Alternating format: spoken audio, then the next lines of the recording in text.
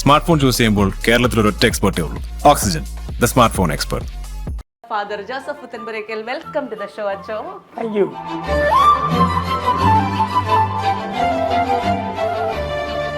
ആദ്യമായിട്ട് ആരാണ് ഈ കാപ്പിപ്പൊടി അച്ഛൻ എന്നുള്ള പേര് തന്നെ? പിതാവ് പറഞ്ഞു കല്യാണം കഴിക്കാത്ത അച്ഛൻ കല്യാണം കഴിച്ചവരോട് കാര്യങ്ങളൊക്കെ പറയുമല്ലോ, അതെങ്ങനെ അറിവ് കിട്ടി? ഞാനവിടെ കുനിഞ്ഞിരുന്നു. മറ്റു പിതാക്കന്മാർ പറഞ്ഞു തമാശ എന്തെങ്കിലും പറയാൻ പറഞ്ഞു. അപ്പം തിരുമേനി വീണ്ടും പറഞ്ഞു ഞാൻ ചോദിക്കുന്നത് കാപ്പിപ്പൊടി അച്ഛനോടാന്ന് പറഞ്ഞു. ഞങ്ങളുടെയൊക്കെ കോളേജ് ബാച്ചിൻ്റെ മീറ്റ് വെച്ചു 40 വർഷങ്ങൾക്ക് ശേഷം.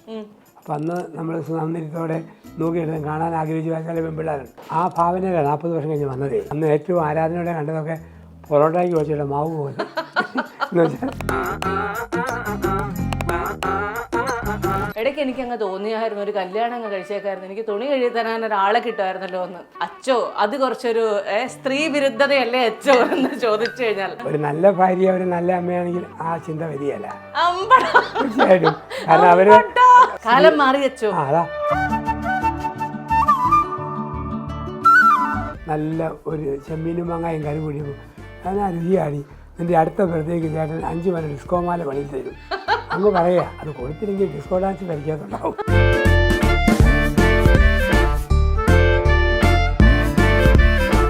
ആദ്യം ഭയങ്കര തീയ പുക പൊട്ടല് ചീത്തല്, പക്ഷെ 1 മണി കഴിയുമ്പം നല്ല സെറ്റാവും. വെഡിങ്ങിൽ ആദ്യം ഭയങ്കര സെറ്റാണ്, പക്ഷെ ഒരു 6 മാസം കഴിയുമ്പം പൊട്ടല് ചീത്തല് പുക. ഇതാണ് വെഡിങ്ങും വെഡിങ്. നിരീശ്വരവാദികളോട് അച്ഛൻ എന്താ പറയാനുള്ളത്? അല്ല, നിരീശ്വരവാദികളും വിശ്വാസികളാണ്. ഞാൻ ദൈവത്തിൽ വിശ്വസിക്കുന്നു, അവർ ദൈവം ഇല്ലാന്ന് വിശ്വസിക്കുന്നു.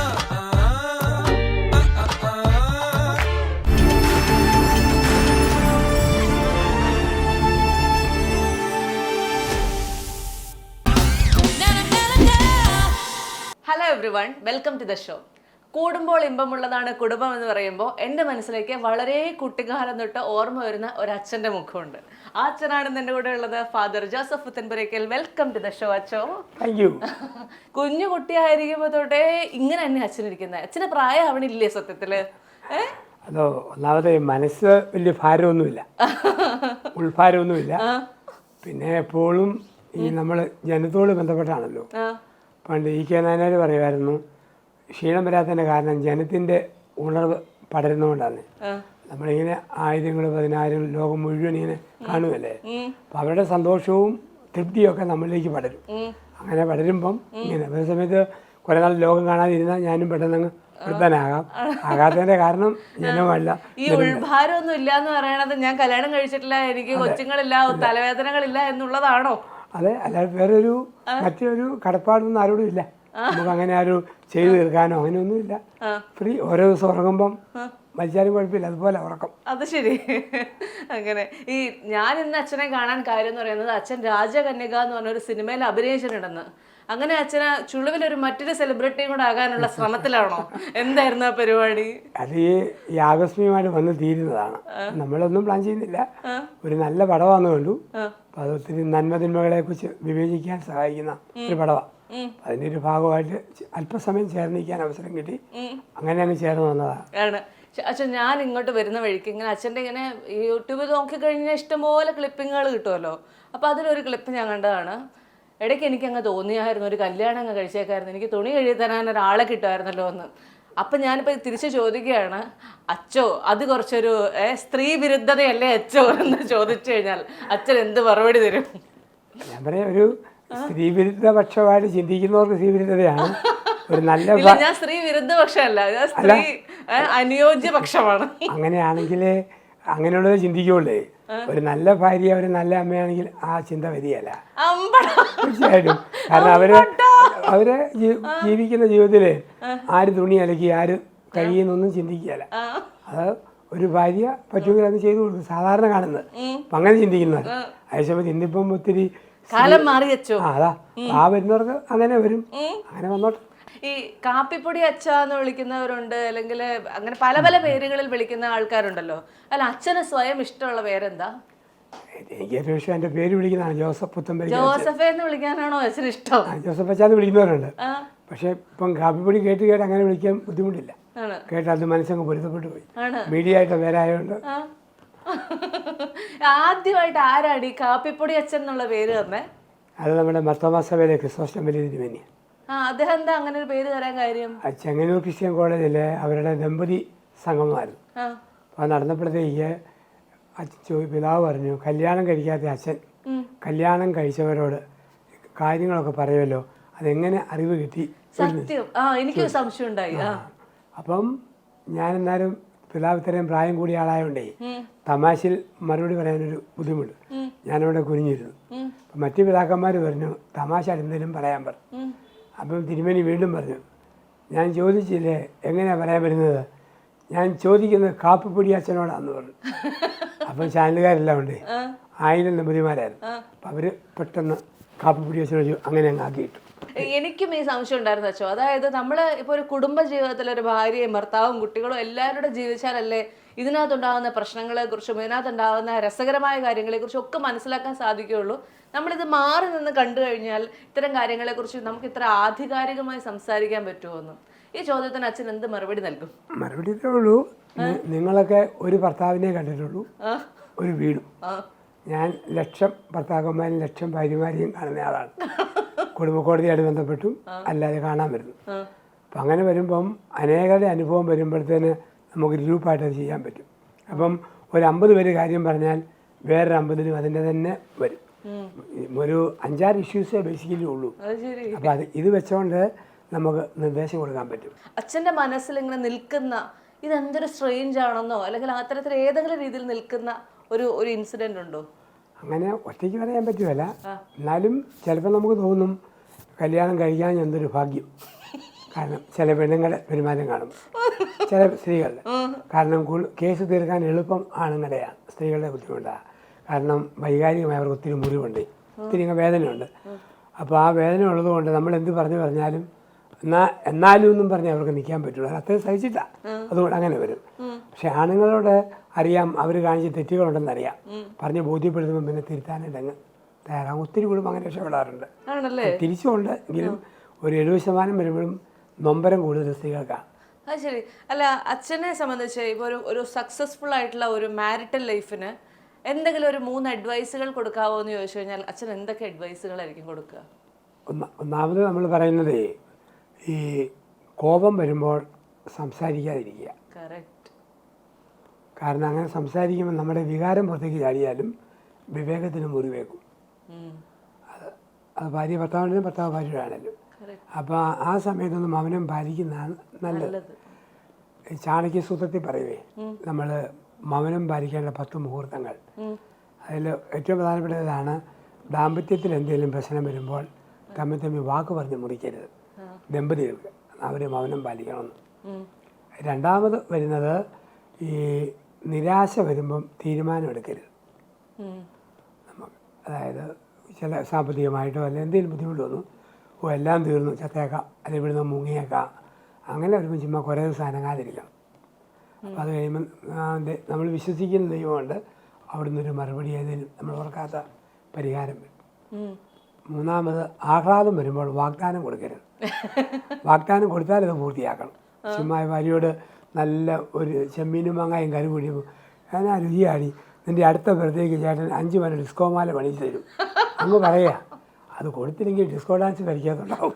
അപ്പോൾ ഇങ്ങനത്തുള്ള ചില 2 കൂട്ടരും പാലിക്കേണ്ട ശ്രദ്ധിക്കേണ്ടത് അവോയ്ഡ് ചെയ്യേണ്ടത്, അത് അവോയ്ഡ് ചെയ്യുന്നത്. പക്ഷെ നമ്മൾ ഭാവാത്മകമായി സ്വീകരിക്കേണ്ടതുണ്ട്. സ്വീകരിക്കേണ്ടത് 2 പേരും പരസ്പരം സമയം കണ്ടെത്തണം. എത്ര തിരക്കാണെങ്കിലും എല്ലാ ദിവസമായിരുന്നു മിണ്ടണം. ചിലപ്പോൾ എന്നും ഉള്ള കാര്യമുള്ളൂ കേൾക്കാൻ, മിണ്ടണം. അങ്ങനെ മിണ്ടിക്കഴിയുമ്പം ഒരു ബ്ലോക്ക് അങ്ങ് മാറും എല്ലാ ദിവസവും. അപ്പം സംശയം ഉണ്ടാകുകയില്ല, പൊട്ടിച്ചാദ്യം ഉണ്ടാകുകയില്ല. കാരണം ഓരോ ദിവസവും പറഞ്ഞു തീർന്നവരാ. സംസാരിക്കാൻ സമയം കൊടുക്കണം. രണ്ടാമത് ശ്രദ്ധിക്കാൻ സമയം കൊടുക്കണം. ശ്രദ്ധിക്കണം. ചില കാര്യം എനിക്ക് ഒട്ടും ഇഷ്ടപ്പെട്ടതല്ല, എങ്കിലും കെട്ടിയവൻ പറഞ്ഞതല്ലേ കേട്ടേക്കാം തോന്നണം. എൻ്റെ ഇൻട്രസ്റ്റുള്ള വിഷയമാണെന്നില്ല. പോലെ സ്ത്രീ പറയുന്ന കാര്യം അവന് ഇഷ്ടപ്പെടണമെന്നില്ല, പക്ഷെ ശ്രദ്ധിക്കാം.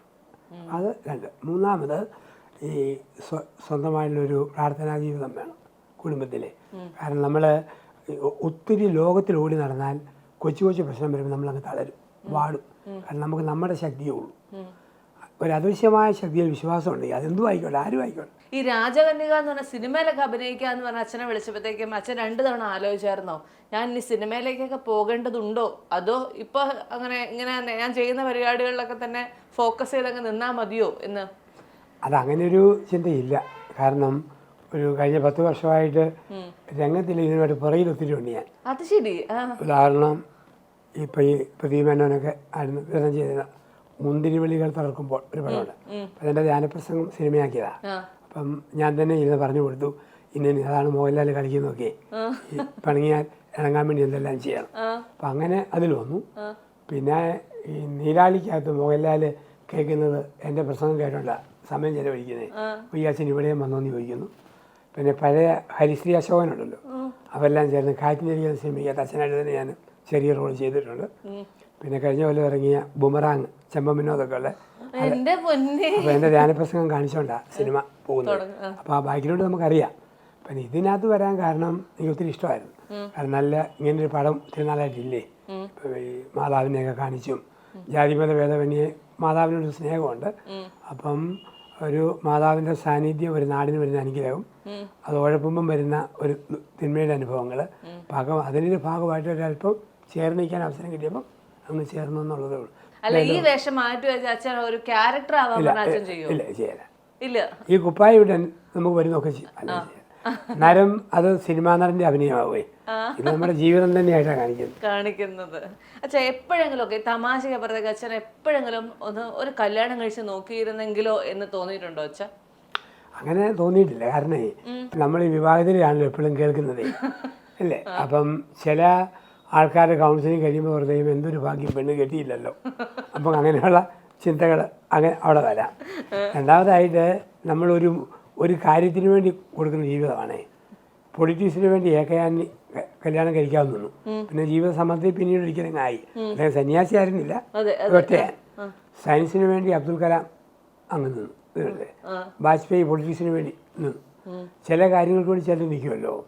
അപ്പം നമ്മൾ ഒരു ഉന്നതമായൊരു മൂല്യം സന്യാസ മൂല്യത്തിന് വേണ്ടിയാണ് സമർപ്പിക്കുന്നത്. അപ്പം അതിനിടയ്ക്ക് തമാശ ചിന്തകളോ മനുഷ്യനല്ലേ എന്നാൽ പോലും നമുക്ക് അതിനപ്പുറത്തേക്കൊരു ഗൗരവമുള്ള ചിന്ത അങ്ങനെ വരില്ല. ആണ്. അപ്പൊ നമ്മൾ സ്കൂളിൽ പഠിക്കുന്നു, കോളേജിൽ പഠിക്കുന്നു, ഈ കാലഘട്ടത്തിലൊക്കെ നമുക്ക് ഉള്ളിനുള്ളിലെ ഒരു റൊമാൻസ് എന്ന് പറയുന്ന ഒരു സാധനം ഉണ്ടായിട്ടില്ല. പിന്നെ കോളേജിൽ പഠിച്ചുണ്ടായിരുന്നു. കോളേജിൽ പഠിച്ച നല്ല കൂട്ടുകാരികളും ഒത്തിരി അടുപ്പമുണ്ടായിരുന്നു.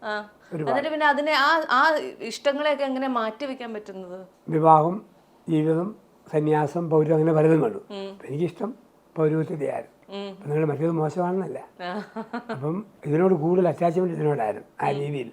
പിന്നെ നമ്മൾ ഈ ഒത്തിരി സൗന്ദര്യവും സാമർഥ്യവും ഉണ്ടെന്നൊക്കെ പറയുന്ന ആൾക്കാരുണ്ടല്ലോ, അവരെ നമ്മൾ കുറേ കഴിയുമ്പോഴത്തേക്ക് അതെല്ലാം ചോർന്ന് തീർന്നു പോയവരായിട്ട് ഇരിക്കുന്നവരെ കാണാം. ഞങ്ങളുടെയൊക്കെ കോളേജ് ബാച്ചിൻ്റെ മീറ്റ് വെച്ചു. അപ്പം 40 വർഷങ്ങൾക്ക് ശേഷം. അപ്പം അന്ന് നമ്മൾ സൗന്ദര്യത്തോടെ നോക്കിയെടുത്ത് കാണാൻ ആഗ്രഹിച്ചു ചില പെൺപിള്ളേരുണ്ട് അന്നത്തെ കാലത്ത്. അപ്പം ആ ഭാവനയിലാണ് 40 വർഷം കഴിഞ്ഞ് വന്നതേ. അപ്പോൾ വന്നപ്പം അന്ന് ഏറ്റവും ആരാധനയോടെ കണ്ടതൊക്കെ പൊറോട്ടയ്ക്ക് വെച്ചിട്ട് മാവ് പോലെ എന്ന് വെച്ചാൽ ജീവിതമേ. ഞാൻ പറഞ്ഞേ, അപ്പം നമുക്ക് തോന്നും ഇത്രയൊക്കെ ഉള്ളൂ ജീവിതമേ. അപ്പം നമ്മളിപ്പം ഏതോ ജീവിതം ഒരു ജാൻ നീളം അല്ലേ. അപ്പം ആ കാലത്ത് ചെയ്യാവുന്ന ചെയ്ത് കടന്നു പോവുക. അപ്പം അങ്ങനെയുള്ള ചില പ്രേമം പോലെ തോന്നിയവരെ ആങ്ങളെ സ്നേഹം പോലെ തിരിച്ചു വിടുക. അല്ലാണ്ട് അത് മോശമെന്ന് വിടുന്നതല്ല, അതിൻ്റെ രീതിയെ നമ്മൾ വഴിതിരിച്ചൊന്ന് വിടുക എന്നുള്ളത് ആണ്. ഈ ഒരു അച്ഛനാവാൻ തീരുമാനിക്കുമ്പോൾ നമുക്ക് നമ്മുടെ എല്ലാ ബന്ധങ്ങളെയും ഒഴിവാക്കേണ്ടി വരുമെന്ന് പറയുന്നത് ശരിയാണോ? അങ്ങനെയൊന്നുമില്ല. ഇല്ല, അത് പഴയ കാലങ്ങളിൽ അങ്ങനെ ഉണ്ടായിരുന്നു. ബന്ധങ്ങളെ ഒഴിവാക്കുകയല്ല, ബന്ധങ്ങളെ കാണുന്ന രീതികളിൽ ഒരു മാറ്റം.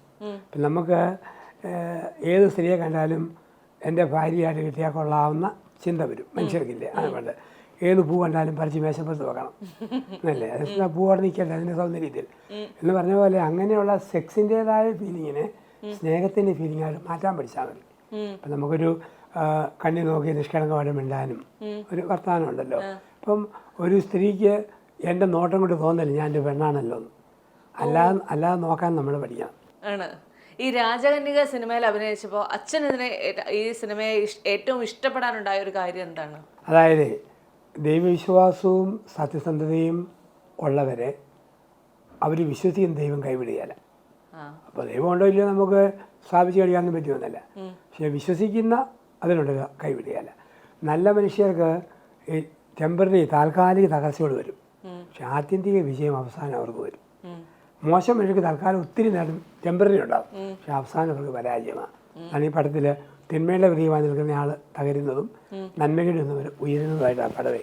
അപ്പം ആ രീതിയിൽ ജാതിമത ഭേദമന്യേ മെസ്സേജ് കൊടുക്കാനായിട്ട് ആ പടത്തിന് പറ്റിയിട്ടുണ്ട്. ഒരുപാട് പേരെ കൗൺസിൽ ചെയ്തിട്ടുള്ളത് കൊണ്ടും ഒരുപാട് പേരെ ജീവിതത്തിലേക്ക് തിരിച്ചു കൊണ്ടുവന്നിട്ടുള്ളത് കൊണ്ടും ഞാൻ ചോദിക്കുകയാണ്, വിവാഹേതര ബന്ധങ്ങളായിരിക്കുമല്ലോ സ്വാഭാവികമായിട്ട് ഏറ്റവും കൂടുതൽ പ്രശ്നങ്ങൾ ഉണ്ടാക്കിക്കൊണ്ട് വരാറുണ്ടാവുക ആയിരിക്കില്ലേ? കൗൺസിലിങ്ങിലേക്കൊക്കെ വരുന്നവരിൽ കൂടുതലും അത്തരം കാര്യങ്ങൾ. അതുകൊണ്ട് എന്നാലും കുറച്ചുകൂടെ കൂടുതൽ വരുന്നത് ഈ പുതിയ വിധേയത്വമാണ്.